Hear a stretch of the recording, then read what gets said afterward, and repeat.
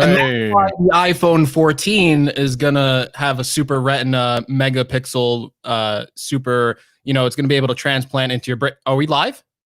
Yeah, they missed all that. Not only that, they missed the release dates of the next 3 iPhones and various other things. So sorry. That's too bad. Thanks everybody for joining us. We'll see you next time. Peace and love. Yeah, that was it. Thank you. Thank you. Yeah, thank you. Testing. 1, 2, 3. Oh, I just got my popcorn winnings. Oh. So. Well, I didn't get the popcorn again. I got the gift card for the popcorn winnings. So I just ordered some popcorn. And the gift card's a good idea because I did have a lot of winnings. So to space it out, if I get all that popcorn at once, you got to finish it, so I got a tin. I got 3 different flavors in the tin. I'm like, ooh. Oh, you got them ready to go, huh?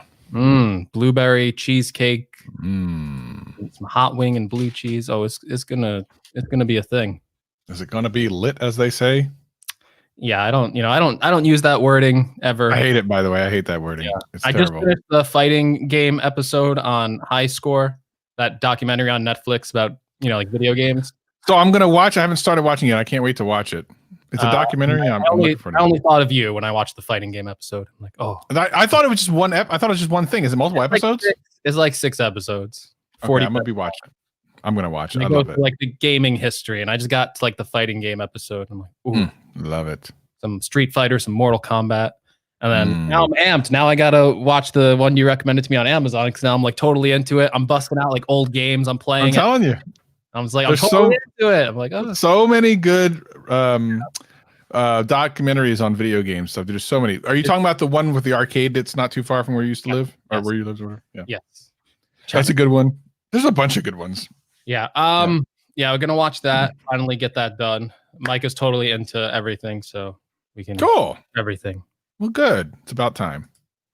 Yeah. What's A&W root beer? Apple Watch, I believe. Oh. There's a possibility. The Apple Watch might be released in September. We're going to talk about that. And an iPad as well, if John Prosser is correct. And, John Prosser, when it comes to release dates, kind of undefeated there. So I'm going to trust John on that one. We shall see what we shall see. But who cares about that? Like, I gave you some iPhone 14 news today and iPhone 1000 news. So that's the most important. No one's talking about that, like, and for good reason. Why is no one? Well, I gave pictures. It leaked the interface. So people should be paying attention to me as the ultimate Apple leaker now. The new Apple leaker, the extraordinaire. Yeah.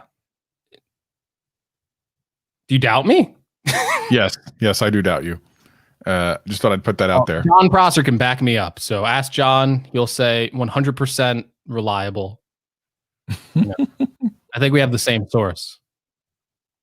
So I only put a couple of keywords in the title. I don't know what we're actually going to talk about. No notes. I put topics. I got a lot of topics. I missed it. No, good. Well, you run them. I forgot to look because I was distracted. Right. Let me do a rundown. We got the iPad and Apple Watch, right? Can't wait. We got Apple terminating Epic's developer account. It's a pretty big story. Surface Duo out in the wild. I think you've seen one, right? Yep, I did. About that, and I want to talk about that in regards to the Galaxy Fold 2 pricing, because I think that might be a killer blow to that product. Did you see the Neuralink stuff? The brain implants? You getting that? No, I only saw. I don't know. I saw some type of post, but I didn't really read it or anything. You ready for the cyborg? We probably should do an update on iPhone release dates, right? We've covered that a lot, but the 120 Hertz debacle happened directly after our show, which I think was in response to our show, because we're talking like, 60 Hertz, and then Prosser tweets out like as soon as the show ends, like, don't give up on 120 Hertz. So I think John was watching, and he was not digging our conversation. And then had a video that came out and goes, awesome. Thank you so much, Gabriel. Gave us a Appreciate super for the beforecast.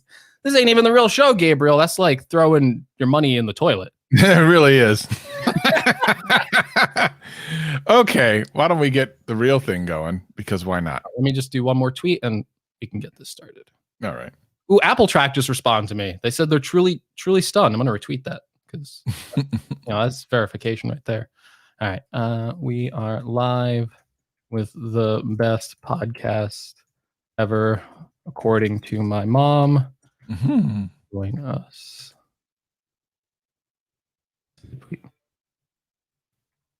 What's your best tweet? I had some pretty big ones this past week or so. Some that went pretty, or was within the last week that did really well. Who's the most famous person that's ever responded to you on Twitter? On or in DMs or whatever. Ooh. Because here's the thing, you got to remember. Well, that's actually difficult for me because I had podcasts before, so depending on, like, I can say a couple names. Yeah, who's like the most famous? Like, some people don't know like your background. I'm sure I know, but go ahead. Let's hear it. Responded. So from a overall, like, everyone fame would be MC Hammer. The slightly below that would be Ronda Rousey. I think, and then a bunch of MMA guys and stuff, and some WWE guys and stuff. But those two would be like the biggest, I think. That's big. I think Snoop Dogg used to follow me on my old account. What was my criteria? Who tweeted at you? I think that's what you said. Does a like count? What? Does a like count? I'm sure. Why not? I mean, you made up the rules. I got Tim Cook to like my tweet. I think that's pretty good credit in the Apple. That's pretty good. In the Apple universe, he was given a presentation. I said, "Don't forget the clicker," and he liked that tweet. So that's when they write his biography, they're going to get to that section and be like, that he liked Greg's tweet. When I email Apple saying I need some like press stuff, I'm gonna be like, Tim Cook liked my tweet. That's as good as it gets. Yeah, no kidding. Oh, check this out. I don't want to give away my. Oh, look at that! Hey now, know what that is, guys? That's a silver play button. Travis unbox on Gadget Cast, and I was like, I think that's on my channel. He's like, you're not good enough. I was trying to get the scoop there. Yeah, I'm trying to do it for the Gadget Cast. All right, look, here we go. Let's go ahead and let's start the show. All right. All right, let's do the countdown. Here we go. Get ready. Testing the levels you have, multi-channel on, and all the other things. Yeah, it's good, man. Good to go. All right, here we go. About ready to record this in 3, 2, 1, record. Discovery's 4 computers now have primary control of critical vehicle functions. 3, 2, 1, 0, 0.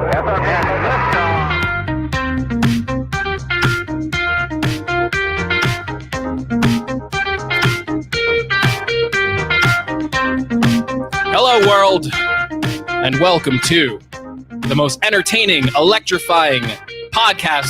That's what my mom tells me. The Gadget Cast. My name is Gregory McFadden, joined by Travis MCP. Space travel. What's going on, everybody? I hope everyone's doing well, and you're traveling through space. Oh, I still didn't get the flow right. I'm sorry. It was very close. It's close, but I could have. I thought I had, less time. I could have stretched out. I didn't get to do the big Travis MCP introduction. I cut off the fact that you're my co-host. If you're new here, you're kind of going, what just happened? But we did get the space travel in for the fans. That that stays. That's 90 years later when GadgetCast is still running, it's going to be space travel. Even if the song changes, space travel will always be with us. Always. You might be listening to GadgetCast in space one day, and you'll hear space travel, and you'll be like, "Yeah, that's what I'm doing. I'm traveling in space. I'm listening to GadgetCast. What a time to be alive! What a time to be alive, Travis." Seems like a reasonable thing to say and to dream for one day. Yeah, I think we got another pretty good show here. We got some iPad stuff, 10.8 inch, couple leaks there, conflicting leaks. You're going to decide on which one you think is more true, Travis. We got Apple terminating Epic's developer account. Huge story, by the way. If you haven't listened to previous GadgetCast episodes, go listen, because Travis and I have been talking about that for a while. It's kind of like it's kind of like the TikTok story. It never goes away. We got some Surface Duo in the wild. We're going to talk about the review process of that because I think it's kind of funny. And also, Travis got to check it out at a Best Buy. He can say more than some of these reviewers can, which I think is great. Travis. And then some Neuralink brain implants. Maybe Travis will get one. Maybe some PlayStation 5 pre-order stuff. But before we get into all that tech news, look at that, jam-packed. Don't go away if you're new. You heard all that. It's going to happen. We got to do some follow-up. Travis, I don't know if you're aware of this. When we started GadgetCast, we had a dedicated fan, like a big fan called John Prosser. Yes. John Prosser, who said this was his favorite podcast. So yes. He even left like a voicemail that I could play where he says, is the best podcast. Listen, subscribe, do what you got to do. Yeah. Did you just like switch us? That like it's a new thing. It's a new thing. And because I'm looking to the right, it just makes more sense. Okay. Audio people, you're gonna have to go watch YouTube for that one because I just lost it. I just John Prosser was the biggest GadgetCast fan at one point. Maybe someone else took that title now. But John Prosser, big fan. And in the old days of the show, I don't even think it's a year old, but the old days of the show, believe it or not, John Prosser would come into the GadgetCast chat and he would just drop major leaks. Like it would be like a full front page tech episode nowadays. Major leak. And Travis and I would like report on it. And then like we'd see like the news outlets cover it like the whole week, that story that we covered on GadgetCast. And we're like, what's going on here? Why is John giving us like these leaks? And then it was weird to see that being talked about in the news. We felt very newsworthy. Well, John Prosser, he kind of got, he smartened up a little bit, honestly, because he started covering leaks on his show, which made way more sense. This was like information that would help someone, like grow and stuff. I have no idea why he put these leaks out here first, but eventually he brought him to a show. But now, Travis, and we can't fault John for that. John, we're not mad at John. That's the correct move, by the way. Like, you should have never done what you did first. Like, that was the wrong move, but we appreciated it. Now, John breaks the news on FPT. The right way to do it. He's got smart man. He's got the eyeballs now. Smart man. But we do need a new Apple leaker. We do need one because let's be honest. You get all the eyeballs that way. So I have taken the onus on myself, Travis, to become our resident Apple leaker. And I gotta tell you, man, I saw John do it. I saw he got some eyeballs. He got some new Twitter followers, some new subscribers. And I think I want that too. I want the fame. I see some of these leakers. I think like what's his name? Love to Dream. He said, I don't do it for the attention. I just do it. And I said, I'm all about the attention. I'm not doing it for charity, So I got some leaks for everyone here. Some exclusive GadgetCast leaks. Do you wanna go through them with me? Yeah, I would love to hear what these. Go on my Twitter, plug for my Twitter at Gregory McFadden. Okay, not at Greg's Gadgets. Someone else owns that, unfortunately. Lawsuit incoming. So here's my first leak. First ever Greg leak. Apple is definitely working on an iPhone after this one. I even hear they got some crazy prototypes. What do you think about that leak? That's sizzling hot off the presses. Could get you canceled. And I'm sure a lawsuit will be incoming and a cease and desist from Apple immediately. I see some toilet paper rolls in the chat. That's a 5 toilet paper leak, by the way. That's easily it's happening. I leaked the iPhone 14 SE camera bump. What happened? Look, Miami's here. Yeah. Okay. I see the chat before that. I thought Luke spelled his own name wrong for a second. So did I. I looked at him like, wait a minute, did Luke spell his own name wrong? Yes, Luke Maney beat me on that one for sure. I leaked the iPhone 14 SE camera bump is for everyone to see. I leaked the icons for the iPhone 14 is there. Okay, you can see it. Now my biggest leak yet, and I think this one you're going to really enjoy, Travis. You ready for this? I'm going to try to be. No way this is fabricated, by the way. if you're listening on audio, there's no way you couldn't tell by my facial expressions or anything. iPhone 1000. iPhone 1000. Price point, $9,999. Processor, A9000. That sounds fast. That does sound fast. I think you might, this next part's a little bit mixed, but 4 gigabytes of RAM. I think that's true. That probably is true. Someone commented, you mean like 40 terabytes of RAM? And I'm like, no, I think 4 gigabytes. It's not an Android phone. It's going to be like 4 gigabytes of RAM. What's going on here? I don't know, Greg. Luke Miani, friend of the show, says he has a leak from me, and I need to check my Twitter feed. So I guess Luke is bringing the show down. Oh gosh, he got it. What did he get? He did a leak. What he leaked? He leaked the iPhone. Next year's iPhone, it's a reverse notch. It's a lot of screen though. I would like that. Put some status bar icons up there. It's actually a nice look. So it's going to be on Friday, October 32. You heard it here first, folks. October is a great time. That's very phallic. Thank you, Luke, for sharing that. Luke. Thanks for the exclusive leak. You're kind of like the John Prosser when he first came on. You're giving us the leak, and we appreciate that. So we really like that. iPhone 1000. The best part about the iPhone 1000 is I think we'll all be dead, so no one can actually confirm if it happened. You'll have to, maybe you'll live if you're like a cyborg, but I doubt it. So iPhone 1000, you can't even disprove me. Can't disprove me. Just saying it. That's true story. What are these Apple leakers? There's so many fake ones now, guys. That was a joke. If you're listening on audio, you think that was all true. It's a joke. There's a lot of leakers right now. We're going to talk about some leaks coming up. Now, like we said before, iPhone 12, it might have a 120 hertz screen, depending on some of the leaks that John Prosser gave us. But in regards to this Apple leaking world, I feel like John really, obviously a credible source, leaking like release dates, the time they're happening. Like obviously he has sources. No one's 100% accurate all the time, right? Because there's false information that gets fed into you. But pretty reliable track record.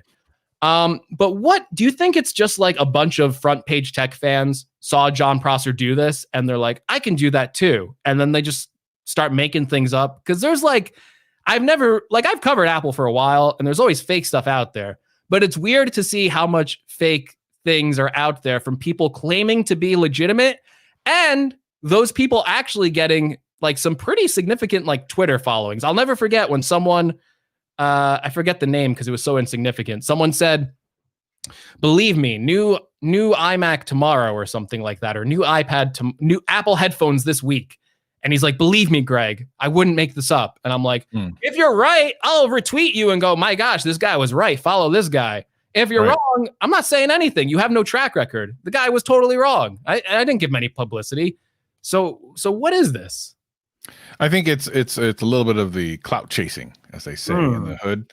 I think they see like, listen, John has been doing a lot of things. Leaking is just the latest kind of the latest version of John. He's done a lot of other stuff previous to this. It's not like he's new and this is his thing and all of a sudden now he's a big guy. A lot of people just want that clout. They want to be that person, even if they are just hearing things from their friends that work at Best Buy. They're making best guesses, or someone who works at an Apple store who doesn't know anything anyway, or maybe they do know someone. It's just this kind of allure of, oh, check this guy out. This guy knows all the things. It's such an amazing, interesting thing, and then they become the cool person. And John's kind of, listen, there've been leakers for many years, and it never really seemed all that particularly cool. It was just a thing, right? Now, with John being kind of super accurate this year, it's really interesting. It's, again, the leakers have been around for years. This is not a new thing. It's not like a whole bunch of people are trying to become leakers until more or less this year. So very interesting that we can give props to John on that one, that he made it cool to be a leaker, I think. Yeah. I think John's like personality on the show is definitely something that just like catapulted. Because like you said, there's been leakers forever. There's been fake information forever too. This isn't like the first time it's happened, but the amount of it is kind of startling in a way. I know I know not to trust anyone until they've actually proven themselves. Like even John at one point, he didn't really prove himself with his leak. So we kind of, even though I like John a lot, I like his show, I did have to look at him from like a skeptical view of like, let's see, he's got to, we got to see, is that iPhone SE actually going to come out? And it did. So to his credit, it came out and it's like, okay, John knows something. He's got some sources there. That's how I treat anyone. If you told me, Greg, the iPhone 13 is coming out tomorrow, I got the hot leak. I love Travis, but I still got to be like, all right, we'll see, Travis. We'll see if you got that leak. But it's real. Like, I think it's like a bunch of like kids. Cause like, what's the end game here? Like you get like disproven and then like everyone makes fun of you and then you delete your account, which is like happened like a bunch of times to these fake leakers delete their account. So I don't know what the end game is weird, but it's just a good reminder to, vet your sources. Don't trust. Just because you see something doesn't mean it's true. Now, speaking of seeing something, and we don't know if it's true or not, we got two separate leaks on this 10.8-inch iPad. We think it's an iPad Air successor, not anything to do with the iPad Pro series, but it's going to look like the newest iPad Pros. It's going to be missing some features, have a worse camera. I think only have like 2 speakers, but it is adopting it's adopting pretty much the same design as the 11-inch iPad Pro. It's going to have a USB-C connection, according to these leaks. It's going to have the smart connector on the back. So if you want to buy that new Magic Keyboard accessory, you can get that, right? Apple Pencil, probably the magnetic one if it's the new design. So a lot of nice things coming to this rumored iPad Air. The weird thing is we have 2 different leaks. One is a pamphlet, which claims to be an iPad pamphlet. It looks pretty legitimate. It looks like the iPad pamphlets you would see. And in this rumor, it says Touch ID is in the power button. Now, I'm kind of skeptical there because it makes sense from like a cost-cutting perspective. We've talked before, like, how is this iPad going to be different enough to where you go, I want the Pro? Like, if this comes out at $500 and it looks the same, it's like, why would I get the Pro? Right. So Touch ID and the power button kind of makes sense, but I feel like it breaks the flow if there's no home button, right? You swipe up and then you got to tap it. That sounds really annoying. Like I would just get an iPad Pro just to avoid ever doing that. Yeah. Then we have another leak, competing leak, basically the same information I just gave you, but this one says Face ID. It has the Face ID in the schematic. So I'm leaning towards Face ID being in it. But I don't know. Well, I mean, at that point, it's an iPad Pro. Yes, it is. Like, what's the point at that point? Like, there's literally no difference. I don't. The only thing I could see would be, I mean, they're not going to put anything less than the A12 in there because the A12 is in the existing Air, and they won't go parallel. That doesn't make sense. So I can see them doing like weaker chip, right? Weaker processor. Weaker what? The current Air is an A12 as it is. You think they'll go backwards? That would be stunning. We put in the A10 because it was fun. No, I think like maybe they'll keep A12 or they'll have an iPad Pro ready to go. That's like A14, oh my God, it's so good. Yeah. Obviously cameras are going to be worse, but for an iPad market, it's like, who cares? The 120 Hertz, right? It probably won't be on the regular iPad. Right. So maybe storage too. Maybe this thing is like, that's what I was thinking. 4 gigabytes of storage or something like that. So there's things they could do. It's a good thing, by the way. I'm not saying they shouldn't do it. Like if you can make the technology cheaper and make the iPad Air a more attractive thing at a lower price point, I think that's good for Apple long term. Because either way, people are going, ooh, an iPad. Which one do I get? Do I get the more expensive one or do I get the slightly less expensive one? So either way, I think it's a good idea to bring this technology down. Maybe they have updates for future iPad Pros that we don't know about that will make it even better than what we have now. Because this last update really wasn't anything special. So we will see. I know they got like mini LED displays supposedly coming to the iPad. That'll be like a big display upgrade, probably enough reason to upgrade. But the cool thing about this and also the Apple Watch Series 6 is that John said they'd be coming out this month via press release. We know that Apple is pushing back their event for the iPhones to like October. So they still have other products they could release that aren't going to be delayed, like the Apple Watch and this iPad.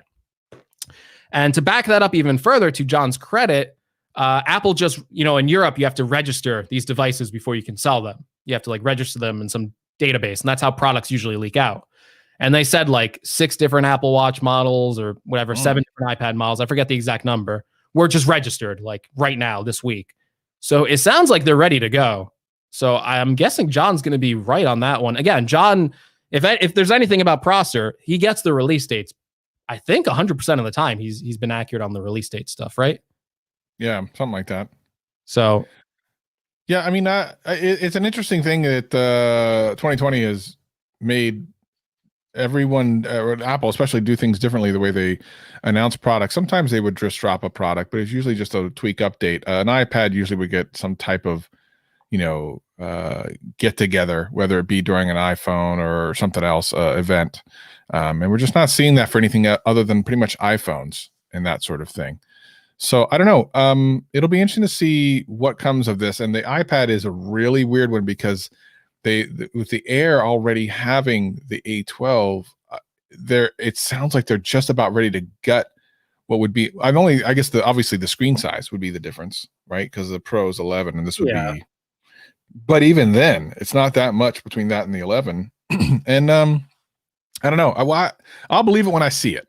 Let me put it to you like that. I don't know what to expect. I'll probably pick it up. I like iPads. I like having like an extra one for just silliness, aside from the one I use for editing. But I don't know what they're going to do there. Pricing has to stay $499 or under. So we'll see what they do. Yes, we will. I mean, maybe soon. Maybe we'll be talking about this next Gadget Cast or something like that. Yeah. Speaking of something we definitely will be talking about next Gadget Cast is apparently this week we'll get either more information or at the very least the pre-order for the Fold 2, which I will be throwing some money on this week. So that's September 1st, right? They're doing like a whole new event, like a second part of Unpacked, which I thought was weird. So obviously I think me and you are both really excited for this phone. The more I look at it, the more I'm like, oh man, this is going to be really cool to get. So, and I was really encouraged because we saw another leak from Samsung, right? Like Samsung just did it themselves. And we see that it might go for shipping dates in the UK at September 17th. That doesn't really say anything about the US market, though. It might be sooner. But the pricing. So we saw it for $1,799, was it pounds? So if you did the conversion for like the first Galaxy Fold, which is a good way to do it, when they released that in the UK, that was at 2,000. So it's not like they're doing currency conversion rates and are going to differently in the US. Based on their history with all their pricing, it looks like this will actually be cheaper than the first Galaxy Fold at supposedly $1,799. That would be amazing considering how much better this one looks than the previous one. I think they could just literally price this more and they would have like a pretty good justification for it based on all the improvements there. And I don't know how many units I actually have of this thing to sell. I imagine it's not too many. But it would be interesting if they get that. I mean, listen, it's a lot of money for a phone, no matter what it is. But that being said, to be able to cut $200 and some odd from one year to the next on what is still cutting edge technology is mighty impressive. Now, again, we don't know if they've done that. We can hope. I will not be surprised if that's not the case when I have to knock the booty out of the back part of my bank account to get this thing. But, it is what it is. Like, I'm going to get it. So what do you want from me? I don't know. Yeah. I mean, I think the encouraging thing here for me is I thought they might price it more, right? It looks so good that I'm like, maybe it's going to be like 2,400. Who knows at this point? But at least this confirms to me it's going to be 2,000 or under. It's not going to be anything crazy. So I'm excited for that. $1,800. It's a strong price point, by the way. Like, it's still really expensive, but I think maybe it does pretty well at that price point. It's such a unique device. It's hard to tell. We don't know if the consumer demand is really there. I've heard people still kind of talking, and this is what I really want to try out. The software experience still isn't there. Like, there's still not a compelling use case other than here's a bigger screen, And it needs more than that. Like I would like that. You would like that for sure. But for most people, it needs to do more at that bigger screen besides being a bigger screen. And the Android software let's call it, a mini tablet, it's just not as good as something like an iPad would be. And it's kind of like, if they can nail that software experience, I think they'd have a really compelling product. But in terms of hardware, if this thing doesn't break when you touch it, I mean, it looks like beautiful hardware. I'm so impressed with how much Samsung was able to improve the design of it in, like you said, 1 year. Full screen on the front, and then you open it up, and it looks like a totally different device to me. The first one looked like a prototype, and now this looks like a legitimately polished product. Yeah. And this is the one I was waiting for. When the Fold came out, I said, one of the first things I said was, I can't wait for the next one. Like I was excited about the Fold somewhat, but I was really excited about this year. This is the year I was waiting to see, because that iteration is heavy. And I was a little surprised at how much it's iterated. Like, I'm glad some of the things I knew they would do, like the front facing, the front video would be, or the front screen should be bigger. Like, that made sense. But man, they really seem like they've done something. We will see what's going to happen, and I'm a little bit excited to get it in hand. What do we see here? Greg and Travis, you see alternative mock-up for the Apple Watch 6 that is less rounded. What do you think they might have changed design? Apple Watch 6. Let's get to Apple Watch 6 in a minute, but before we do, let's transition from one folding to another, the Microsoft Duo. Yeah, that was going to be my segue. So $1,800 for this, and you put it up against Microsoft with the Surface Duo at $1,400, which I think everyone thinks is a little too pricey and more than people might have thought. Travis, you got to see one at Best Buy. Surprising. Best Buy. Like, I didn't expect that. I was walking out of the Best Buy and turned and happened to see a display. And I'm like, what is that? And I looked at it like, oh, it's the Duo. Wow, I'll be darned. So I just wanted to take a look at it. Of course, I touched it with my knuckle. Not finger touching, I'm knuckling it. And it was interesting. Like, it looked fun. Now, here's what's interesting about what's going on. Microsoft being Microsoft and being kind of new to this, they've sent out the hardware to multiple large reviewers, but none of the reviewers are allowed to turn it on and talk about that experience. They're only allowed to show pictures with it turned off, which is kind of hilarious. So what's happening on Twitter is people are walking into Best Buy and doing basically first impressions and then putting it on Twitter. And then those same people who can't even review the thing are pretty much having to retweet more information than they can give, and they have the thing. So it's kind of funny. Like, I could literally go to Best Buy right now, do a first impressions of it, put it up on my YouTube channel, and everyone, like my good buddy Mr. Mobile, he has it, but he can't do nothing with it. So it's gonna be kind of funny. Yeah, Mr. Mobile tweeted like he like showed it with the screen off and goes, imagine reading a book on this, like how poor it would be. And then I'm just like, just go into Best Buy, no imagination. Yeah, like, I should retweet that with me holding it from the Best Buy thing and putting a book. I don't need to imagine. It's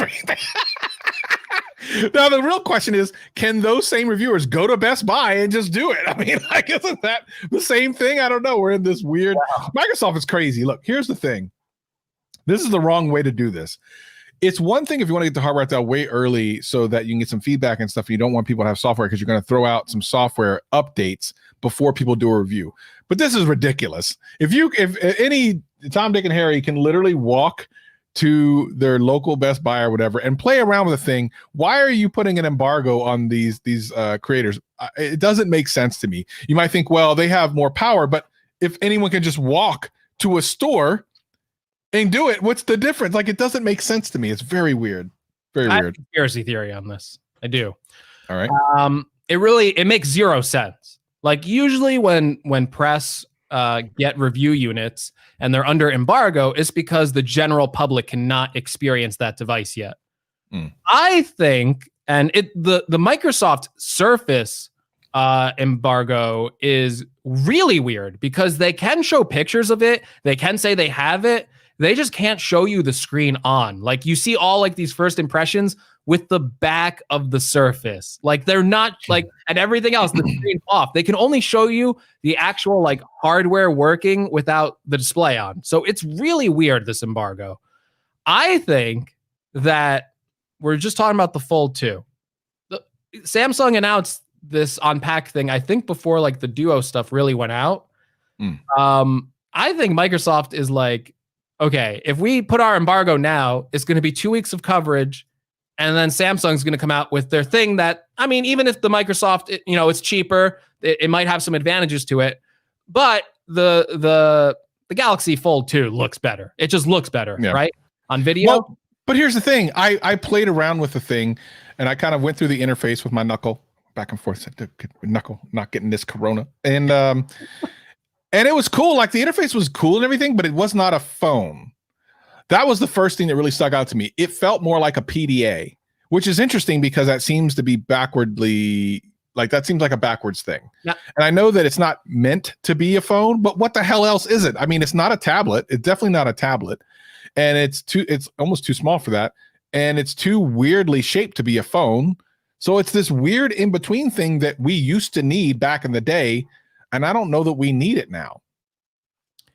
Now it can make phone calls, but I guess just the nature of the form factor is not meant to be like a phone. But I guess I don't know, a lot of people don't even take phone calls on their phone anymore. So who knows what kind of use case people will have for this. I was kind of encouraged by seeing the Best Buy hands-on. I watched some of those, and I was excited about the Surface Duo because I don't think it's going to do well. But I thought it was an interesting idea. These foldable phones, whether they're one screen or two screens, they're interesting at least, even if they're not something you want to use at the end of the day.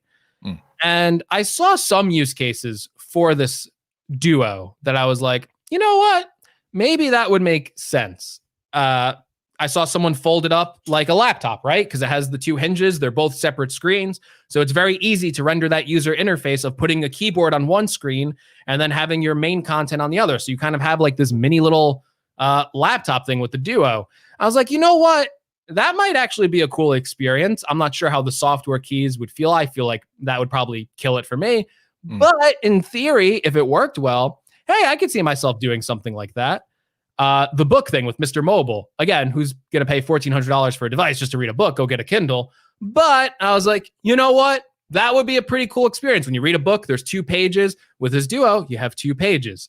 So I've been seeing things that are cool. I think one big advantage that the Surface Duo has right now is that it does support the Microsoft Pen, which and with these bigger devices, that's when you might really want to start using a pen again, right?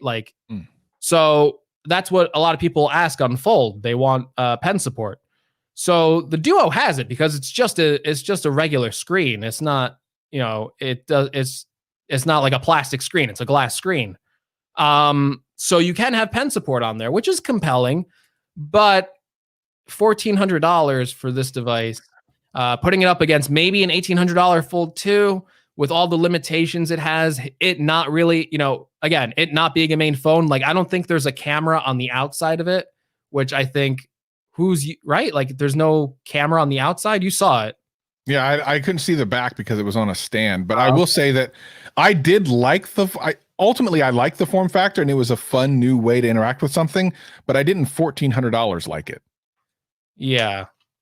Yeah, I'm still shocked at that price point. I really thought the only reason they're doing this is because they can price it really low. They can, LG has a phone where you put another phone in the case, and I think it comes out to be under $1,000. I thought the Duo was going to be $1,000 at most, and that would have been oh, okay, you can get Galaxy Fold 2 for $2,000, and you can get the this other one for $1,000.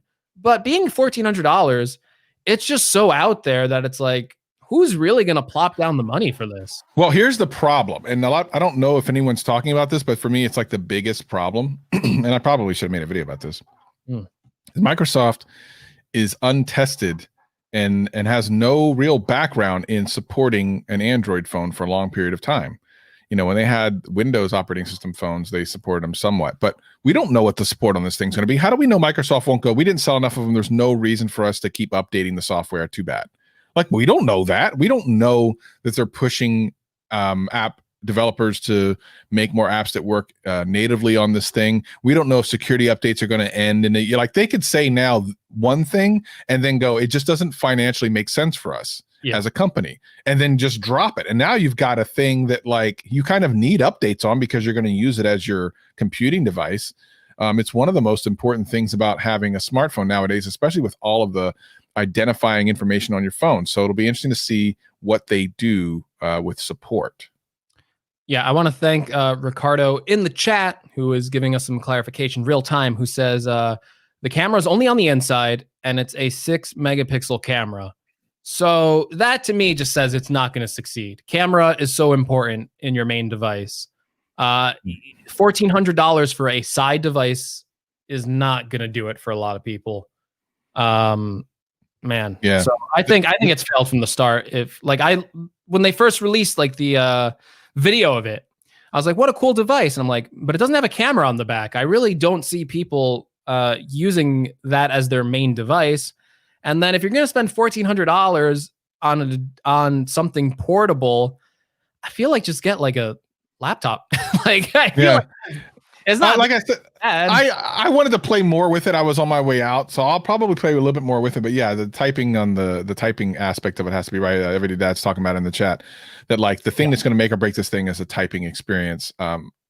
Totally agree. And if there's bugs and stuff, if they're going to support any kind of fixes, like there's just so many unknown questions with Microsoft and something like this. Yeah, you made a really good point about the software. It's just on charter. You buy this thing, it's $1,400. It could be like a brick. Who knows at this point.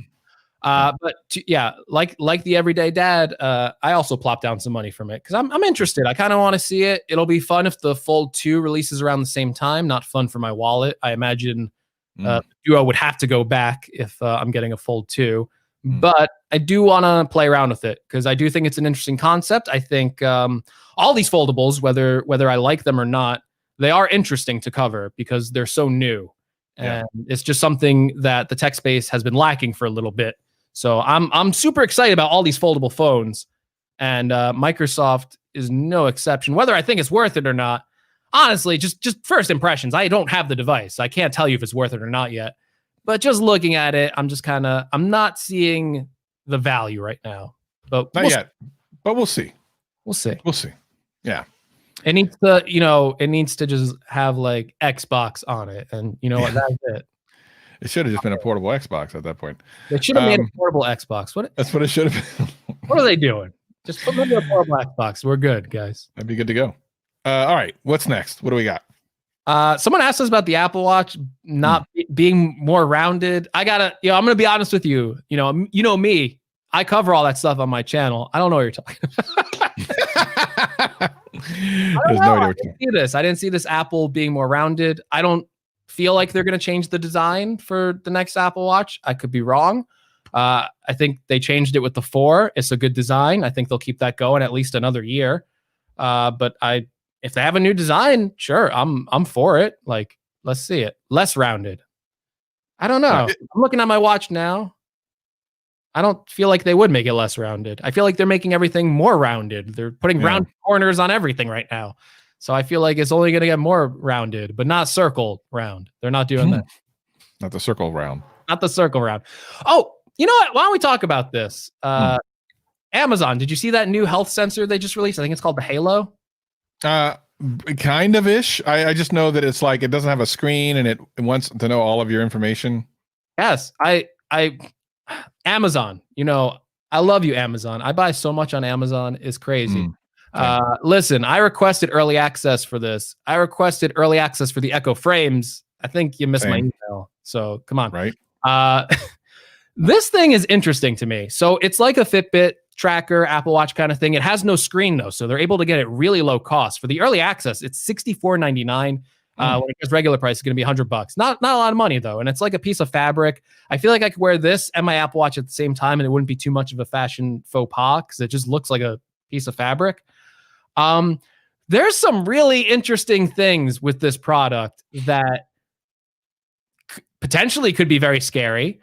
You've been losing a ton of weight recently. If anyone doesn't know, you watch your videos like, oh my God, Travis is he's going to be like a model in like 2 months. They have like this body fat scanner, and supposedly you like take pictures of your underwear and it goes like to Amazon servers. What? They analyze like your body fat, But there's also like this 3D modeling thing where you can see in the phone app, like, hey, if I lost 10 more pounds, how would I look? Like, apparently they have that kind of technology.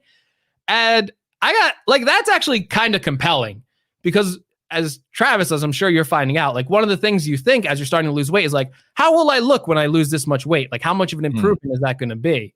And it's like, is it worth the effort to lose that weight?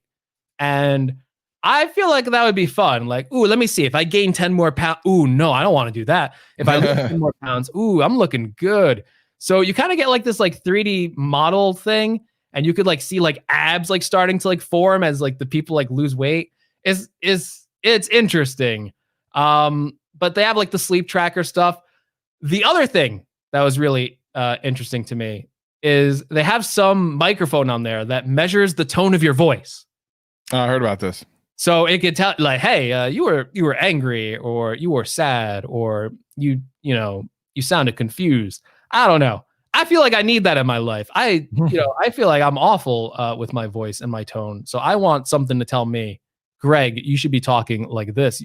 Greg on the podcast, you were just mean to Travis the whole time. And he was about to cry. So, you got to watch that tone.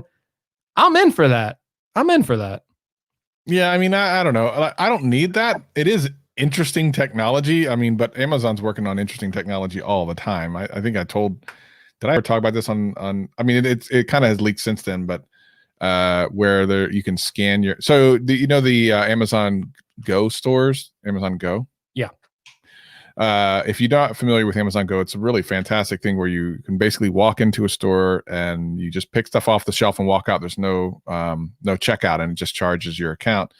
It does that through cameras and some other things, but they were working on, and I think probably still are working on, the way it works now is you scan your phone with a QR code, but they're working on a way where you just put your hand on top of a scanner and then it scans it based off your like fingerprints and stuff. So some of the things that, and of course, Amazon's been in the news about like facial recognition software and stuff. They're really getting into this kind of scary, weird, almost too futuristic, maybe very unnecessary side of technology. And I guess it depends on how you look at it. We're getting to the point where, you ever see that movie? I think it's called Surrogates. No. Where essentially it's really good. I think Bruce Willis is in it or something. It's really good. Check it out. It's basically about a future where you don't even have to go out and live your life. You just get into this pod, and then you have a surrogate that like lives the life. Like, he could be the perfect. Usually, it's a big fat guy who's a beautiful woman in the surrogate world or whatever. Like, so you don't never have to leave your house. You never leave your house. You just live your life through a surrogate. And we're almost getting to that point. Yeah. We're so close. And at some point, I love technology. Obviously, I wouldn't have started a tech YouTube channel of all things. But I believe that there's always a point where you stop. For me, currently, that is indoor cameras, specific smart indoor cameras, and then things like remote garage door openers and remote locks. So I don't want that. I want I have almost everything else. I have lights and everything, but I don't want those other things because it's too easy. I'll give you an example why I don't. It happened very specifically. Do you remember what a sling box is? This is for people who wanted to stream like their DVRs or their televisions to their phone when they weren't at home. I mean, nowadays you just get the app for whoever your provider is, right? It's no big deal. But back in the day, the only way you could get like live TV is if you could somehow stream it from home. And there's this little box you would plug in, you would connect it to your cable box or satellite box, and then it would stream that to your phone, and you could watch TV from your phone anywhere, which is pretty dope. Well, one day I was sitting there watching TV, and my channel started changing. And I realized someone had hacked into my account and was just doing stuff. And of course, they could have bought pay-per-views, they could have done anything. So I unhooked it and never had it again. I started to think, okay, where is the line? Where is the line for where technology and stuff is where I don't need it anymore? And that was one of the places. And things like locks, like I don't want some guy in India or somewhere, it doesn't matter where, as long as they're nowhere near my house, unlocking my door and raising my garage door and have no consequence. If you're going to try to do that, I want you to be right outside the door so I can come get you. You know what I mean? Like, I'm going to get you. Don't worry. I'm going to get you. But I don't want you to be able to do it so far away that I'll never know who you are. So that's my line. And this sort of technology, I feel, is in the bucket of unnecessary. Yeah. Now on the flip side of that, Apple with the Apple Watch telling you if you're about having, with AFib and stuff, I actually do think that is necessary. I think it's something I wouldn't have thought of, and I'm okay with that. But much beyond that, like I would love to tell you if you're stressing and all those other things. Those are great.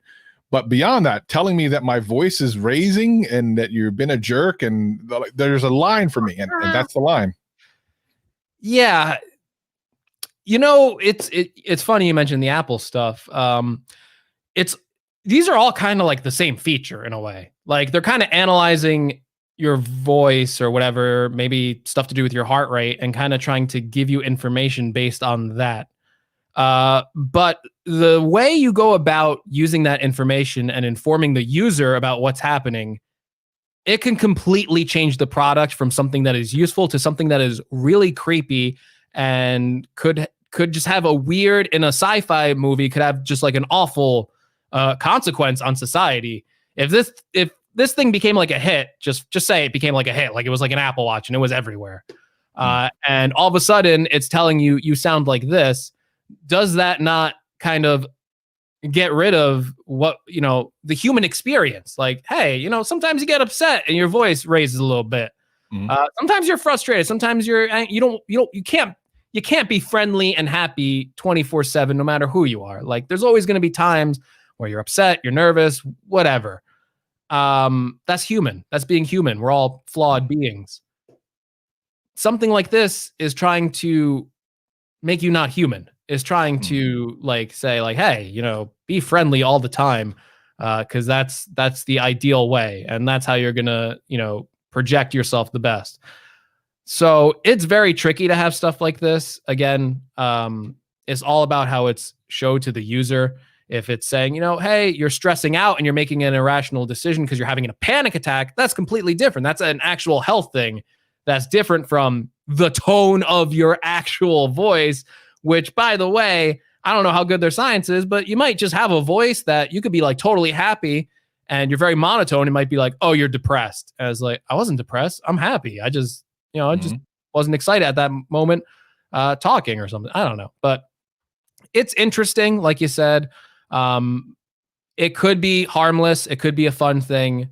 But the implications of it, if you take some of those scenarios and you really think about it, it could be really harmful to society in a way. I don't know. Yeah. It could also be, by the way, I don't want to slag this product. Maybe it's beneficial to society. Maybe everyone's too mean to each other, and this is the product that makes everyone go, you know what? Maybe I shouldn't have yelled at that guy because he took too long at the McDonald's drive-through. Yeah. Again, I just think there's a line at some point where there is, yeah. Where we just don't need to go any further. All right, let's talk about the line. I think this is the best segue. Okay. What about putting a brain implant into your head called Neuralink, and it will get rid of neurological defects? How does that sound to you? Might be okay. I'm afraid if someone hacks it, you can kill people. It's all about the hacking. So I mean, how does it work? What is it like? It's just a medical thing, or what's the deal? So I don't think it really works yet. They're testing out in pigs. This is Elon Musk's product called Neuralink. Look it up. It goes like into your head. The diagrams are really freaky to look at for me.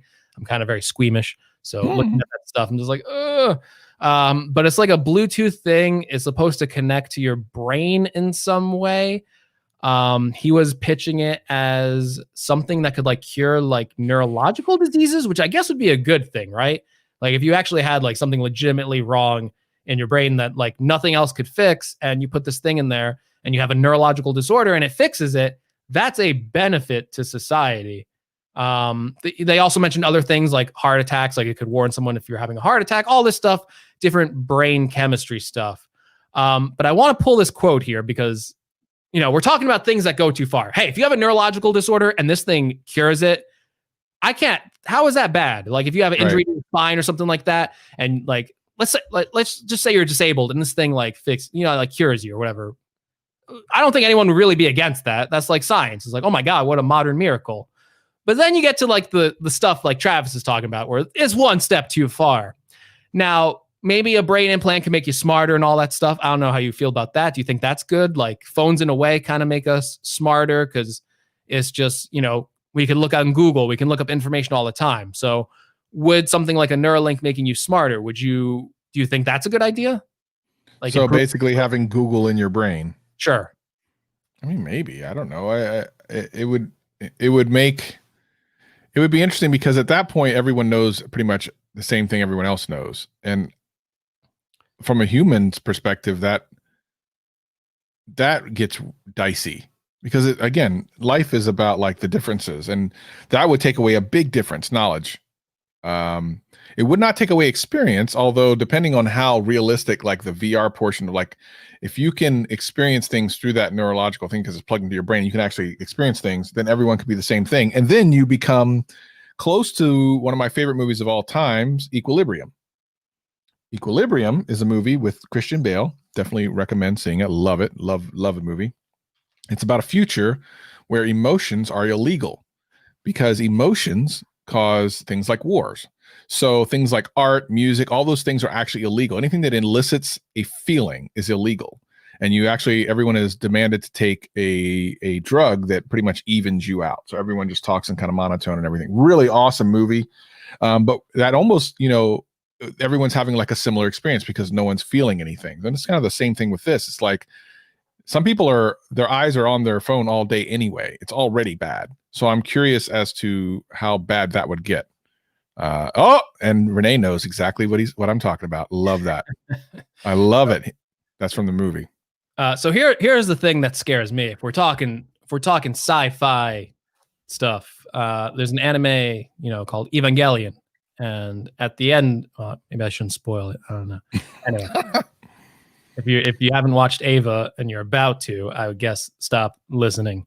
But the goal of that whole show is this like human instrumentality project to merge all of human conscience into like one thing, to be like one conscience.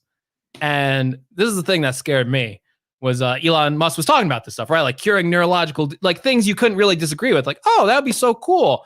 Oh, maybe making myself a little bit smarter. Oh, what's wrong with that? But then he says this, which I think is just, so let me quote Musk here. Musk said, he said, the most important thing the device might be able to do would be to let people achieve what he calls AI symbiosis, which would allow human brains to merge with an artificial intelligence such that the future of the world is controlled by the combined will of the people of Earth. I think that's absolutely going to be the future that we want. By the way, that is the complete plot line of a lot of video games and movies that I have played and seen. Yes. I gotta say, I love everyone. I love Renee, who's in the chat. I love Luke Mion. Well, hold on. I love Travis. Gary was in there. Yeah, everyone's been in here. I love Gary. I'll say that. I think that is the worst case scenario. If I live to see a world where we all combine human consciousness, what's the point? Like, I don't like. I like free will. I like making my own decisions. I like being an individual, my own person. I know in the end, having that kind of freedom actually creates a lot of problems in society in a way, but it also makes life worth living, right? So combining everyone into one consciousness, I feel like that sounds awful. I don't want to be that. I'm against this Neuralink stuff now. I'm thinking about some of the people I see on TV, and I do not want my consciousness combined with them. Even some people in my comment section, I don't want that either. I mean, if we all combine consciousness and then that's how everything was decided, I feel like I'm gonna, it's gonna be bad. It's gonna kill itself. It would kill itself. 100% would not work. What else? Together, people will be like, "I want this." I'd be like, "No, don't want that." Oh my god, it would be terrible. Okay, I hate. What's that drink? Soylent. That. I'm not drinking no Soylent. I'm against that. Sorry if you drink Soylent, but I'm super against it. It's weird. Eat. It just sounds weird. Yes. All right, Travis. I think that's a Gadget cast. Have we said it all? We said it all. We ended on. I just think maybe a depressing note. Listen, it's all over. I think Gadget cast is already one. Symbiotic consciousness all formed into one. I think we've already achieved human instrumentality, and I'm for it for Gadget cast because I said I don't want to be merged with everyone, but I don't want to be merged with the people that don't listen to Gadget Cast. Because honestly, yes, you got names Renee and Gary, the Everyday Dad, and Luke Miani watching this show. I think that's a good sign that you're in good company. Yeah, and Churn Processor. John Proctor is watching. He did leak that to me. So there you go. Well, so someone had mentioned last week, and I started to work on this and completely forgot about it, that I should do an outro song. Since you created the intro song, I should make the outro song, and I completely forgot to do it. I was going to do it yesterday, but I will do it for next week. I will definitely have an outro song. Definitely looking forward to whatever the heck happens this week. So much. I'm going to place an order for a phone that's too ridiculously expensive. And I'm looking forward to whatever else happens. And if you haven't been there for a pre-order saga for Travis, you should probably go follow him on Twitter. I'm predicting at least 3 phone pre-orders somehow. He's going to have like a $6,000 bill. I don't know why, but he will.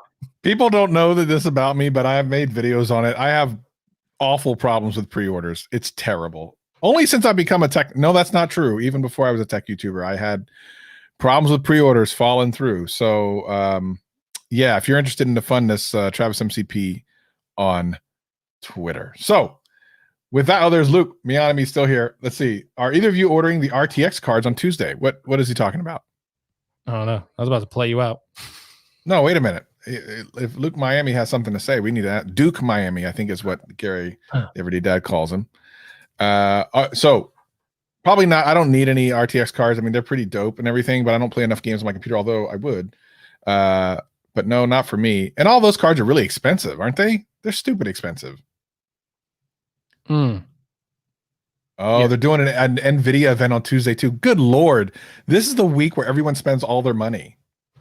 I was thinking, I've been talking about doing like some gaming stuff for a while. I really want to build a gaming PC. So maybe I am buying a RTX Luke Miani. Maybe I am. I don't know. I wasn't aware I was.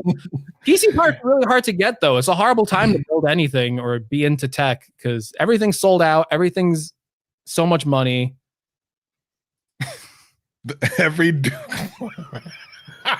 You got to be here live for the live stream, ladies and gentlemen. I'm sorry, audio podcast. We're going to do the aftercast, so we're going to talk about this off podcast because people on the audio podcast get upset. But join us anyway. YouTube.com/GadgetCast. You can check us out there. But anyway, he's Greg. I'm Travis. This is GadgetCast. We'll see you next time. 3, 2, 1, 0, 0. Liftoff.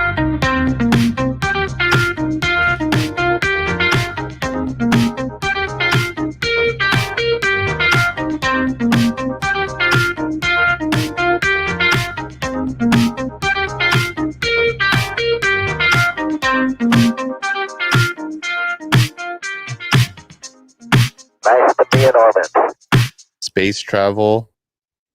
Hey. The record is over. Hey now. Yeah, Gary, I saw you built that first PC. I think I saw did AMD help you out with that or something? So, if you want to say PC parts are hard to get, if you want to send the AMD people my way to help me out with the PC build, Gary, Yeah, I noticed that Gary got some props and got some stuff to live. I mean, my goodness, brother. Gabriel only super chats before and after cast. We appreciate you, Gabriel. Thank you, Gabriel. I appreciate that.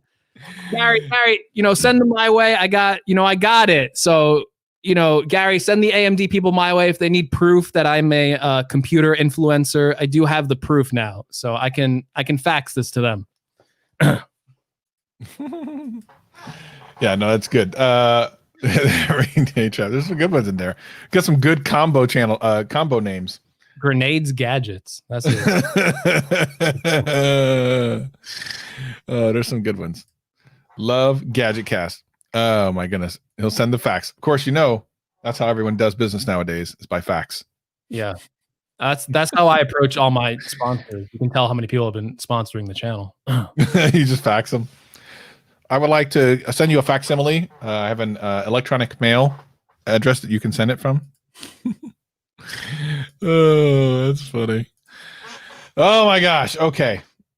The one that's on feature promo. What is it?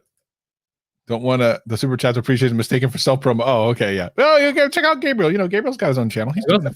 Gabriel. You know what? Plan failed. Now subscribe to Gabriel on YouTube. Greg's Everyday MCP. That's an interesting one. Yeah. Pencil 3, Apple Pencil 3. I don't even know if there's anyone who even bothered leaking that, but I mean, I suppose what more could they do with it?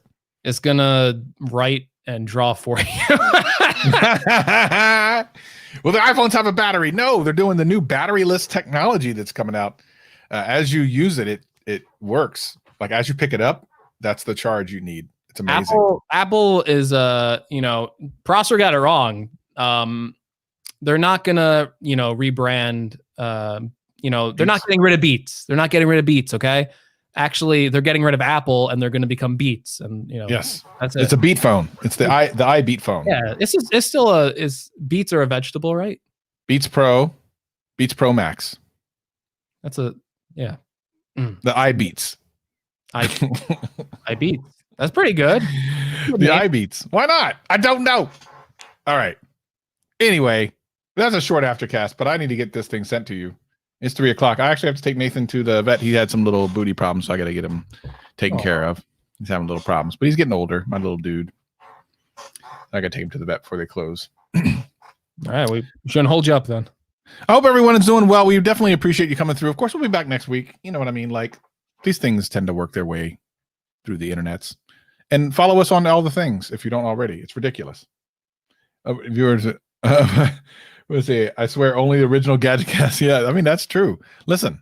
Yes. That's fine with me. I'm totally cool with that. If we get to 1 million subscribers and only 3 people understand the jokes we're doing, then we have succeeded. Yeah. I mean, it's eventually Gadget cast is going to be one giant reference that like, one inside joke after another. Space travel. That's it. Well, cancel Greg. Don't forget that started here, basically. I mean, it didn't start here, but I don't think I saw any cancel Gregs today. I haven't seen it in a while, actually. It's it's over. People like me now. Yeah, cancel Greg, and then Luke Miami started here too. Well, yeah, I think Luke said people call him that his whole life, though. So. Yeah, but I mean, it's only been popularized through us. True. It was completely irrelevant before we started saying it. Everyone knows that. I don't even think Luke had 1 subscriber until he came on our show. Obviously not. Obviously not. That's a thing. Yeah, presidential Greg happened. Garg happened. Leaker Greg happened. That was today. Yep. Luke got famous after Gadgetcast. We know that. It's true. He has like 200,000 subscribers, but that was Let's introduce himself. But no one knew it, Luke. Only you and the other person. Now everyone knows it. That's the difference between pre-Gadgetcast and post-Gadgetcast. It was irrelevant before, and now it's completely relevant. Technically, T in the house. Good to see you, Clea. Good to see you. Cancel Garg. Cancel Garg was a thing. Of course, space travel is a thing that has happened on Gadgetcast. Willie Do. Willie Do. He's still, he's still here. We made Willie Do famous. Yeah. Yeah. There's a lot of assumptions there. Well, You think you're going to get 200K before 2020 is over? No. He's like, no. Wait, started out before 2020 is over? No. I mean, that's only like 4 months. That would be incredible. No. I'm not a Renee Ritchie. I'm not a Luke Miani. I'm a Greg. Greg's from Greg's Gadgets. Garg's Gadgets. I'm lucky I got 1 subscriber. I don't know. Sorry. I thought he was even asking me at the end of 2021. I was like, maybe. Yeah. 2020. Come on. Don't put that on me. That's not happening. That's a lot. That's a lot of pressure. You never know, though.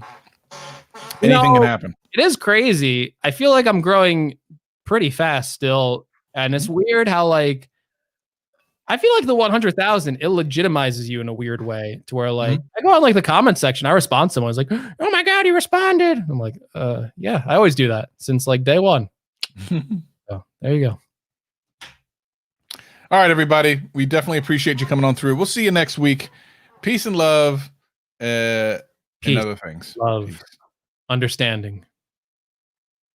Thank you.